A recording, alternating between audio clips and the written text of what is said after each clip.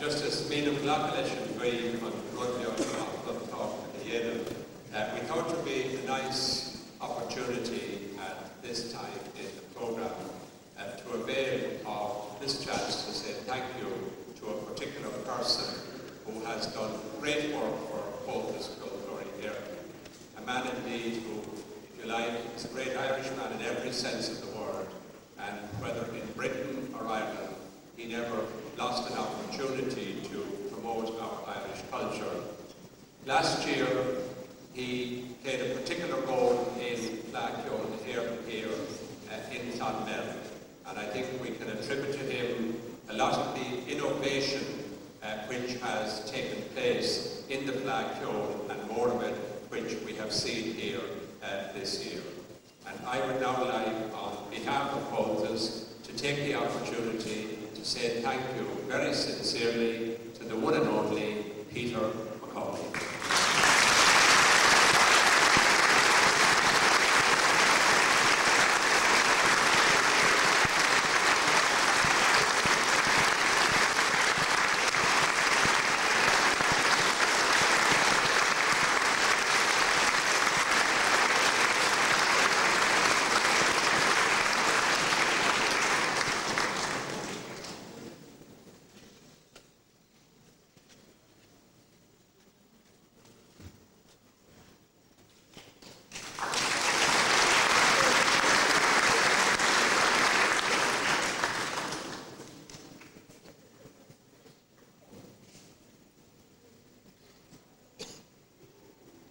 There is an old saying, what do you do when you're caught flat-footed? And I must say, I am now certainly caught flat-footed here. And this, I have to say, has come as a total surprise to me, honestly. I never dreamt this was one of them. And let me thank you, Lois, for your kind words. And I certainly appreciate the people behind it. And comes forwards.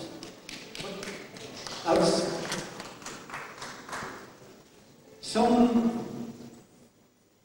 40 years ago, 1960s, Kathleen and I joined the North London branch in Coltes. And I suppose it would be true to say that since then, Coltes Glory Ireland, to some measure, has been a part of our social life. And one of the things that I look back on would be that from my time, in particular the early years there in North London, I must say that I was very privileged to work alongside people who I regard was true stalwarts, ambassadors of our culture and heritage. People who I looked up to, who I admired. And many of those people worked year after year with no hankering or ambitions for any rewards. And when I think of some of those people, Edmund Murphy from County Sligo, who was treasurer of the Council of Britain for 21 years. Michael Baines from Mayo, he was chairman of the East London branch of Coltes for 25 years.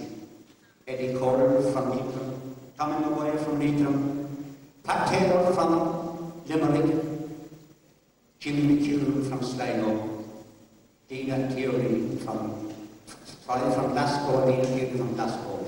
These are but a few of the many people that I was very privileged to work with. And I must say that I did enjoy my time working in the organisation, because Coltes can no doubt be said it is one of the finest organisations, I suppose, no doubt about it. There is just an aspect of Coltes Glory which maybe not be often mentioned.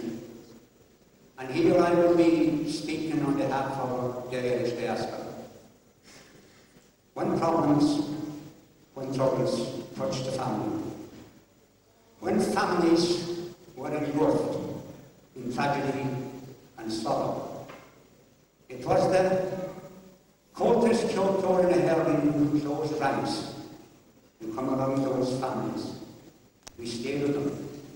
We gave them back onto the road of Sanagh.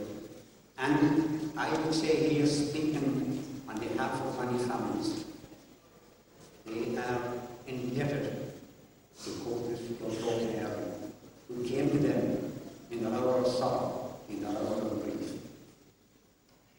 The last 12 months is the first time where I could neither do any work or contribute anything to the preparation of Black Throne Ireland 2004. But with the help, with the grace of Almighty God, I hope very shortly I will be back again working for Coulters in some measure, however small. Thank you very much, Lawyers.